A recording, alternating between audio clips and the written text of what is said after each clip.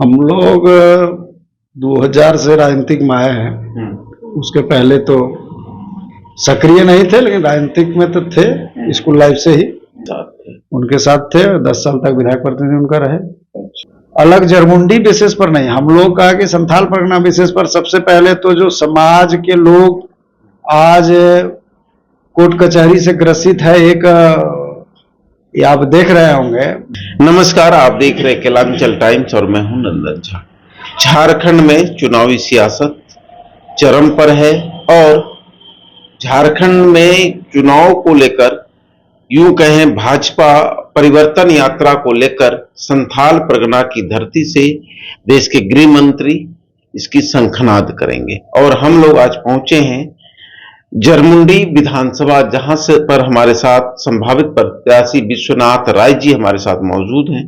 बात करेंगे चुनाव लड़ने का, कैसे इन्होंने मन बनाया, कैसे मन बनाया सर चुनाव लड़ने का।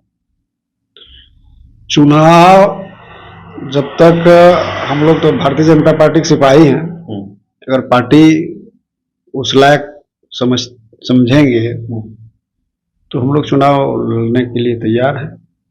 आपका परिचय क्या है सर, कब कैसे राजनीति में आए। हम लोग 2000 से राजनीतिक में आए हैं। उसके पहले तो सक्रिय नहीं थे, लेकिन राजनीतिक में तो थे, स्कूल लाइफ से ही।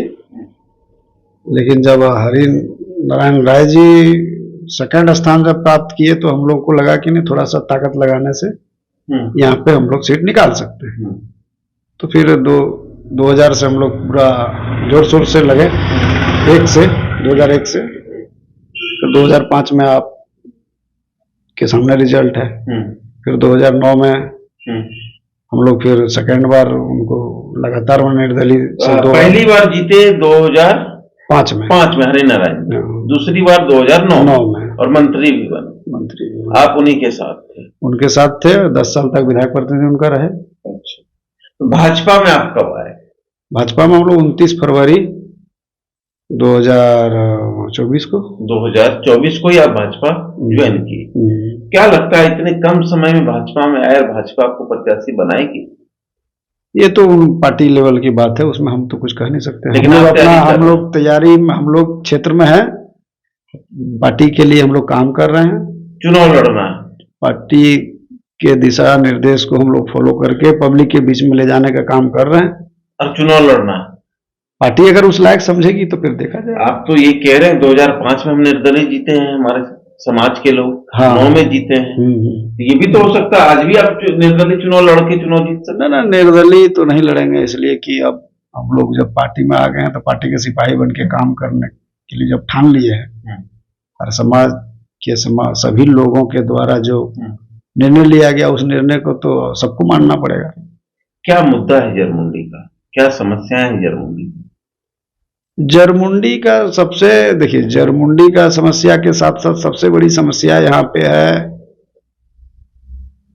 कि आज के तारीख में हम लोग मेडिकल लाइन में सबसे ज्यादा जरमुंडी में दिक्कत है।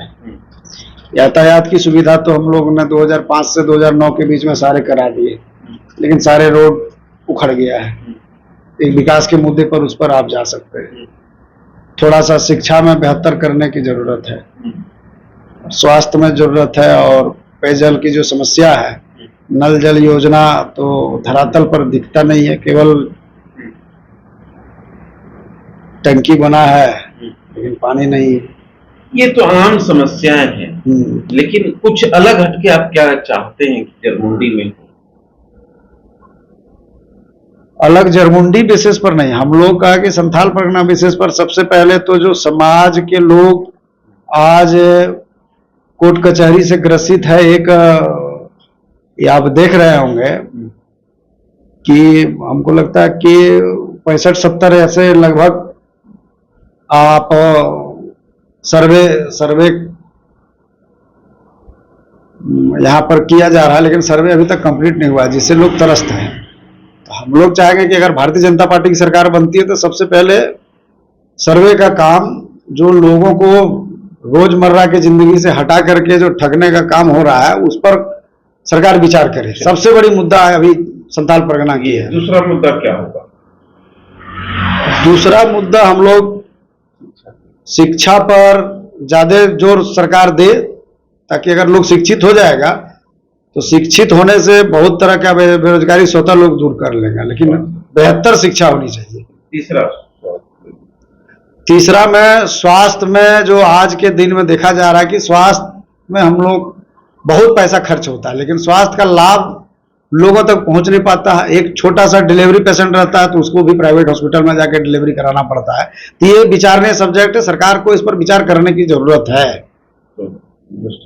भ्रष्टाचार पर अंकुश लगाने की जरूरत है, क्योंकि आज के डेट में आपको जो दिख रहा है कि आप कहीं भी चले जाइए, आज हमारे जो वर्तमान सरकार है वो अबुआ आवास का बहुत ढिंढोरा पीट रहे हैं, लेकिन आप चले जाइए अबुआ आवास का क्या स्थिति है, भ्रष्टाचार चरम पर है।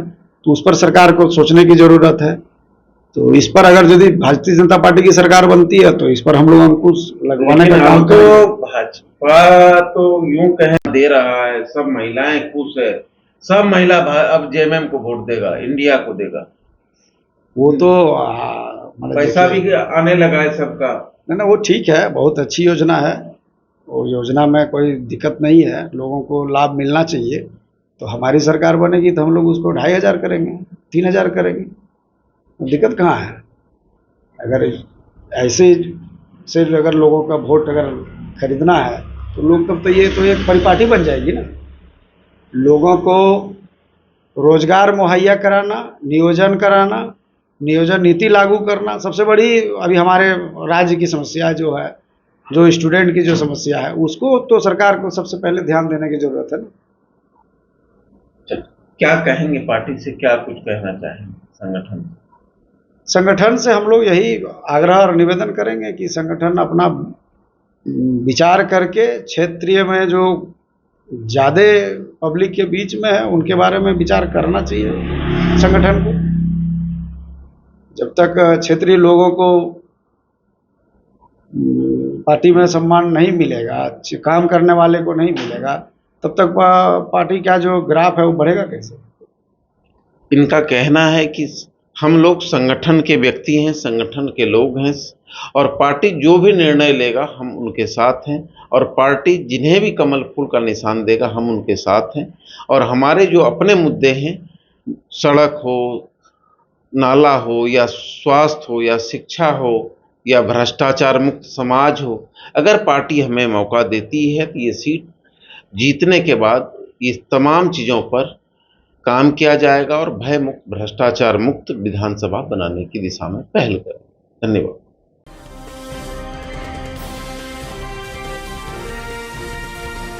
केलांचल टाइम्स, हर खबर पर हमारी नजर।